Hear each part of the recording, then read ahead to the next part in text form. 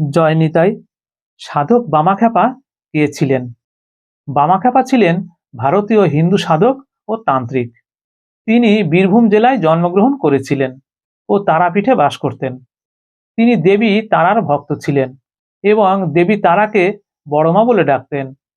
মন্দিরের কাছে শ্মশান ঘাটে সাধনা করতেন।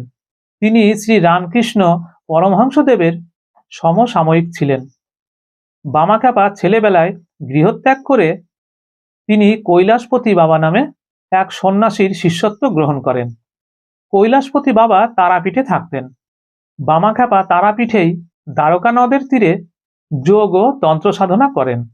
বামাখ্যাপা মন্দিরের নিয়মকানুন মানতেন না, এমনকি নৈবেদ্যর থালা থেকে নৈবেদ্য তুলে খেয়ে নিতেন। কথিত আছে নাটোরের মহারানীকে স্বপ্নে দেবী তারার প্রত্যাদেশ পান যে দেবীপুত্র বলে বামাখ্যাপাকে যেন আগে খাওয়ানো হয়। এরপর থেকে মন্দিরে পূজার আগে বামাখ্যাপাকে নৈবেদ্য প্রদান এবং তাকে অবাধে মন্দিরে বিচরণ করতে দেওয়া হতো।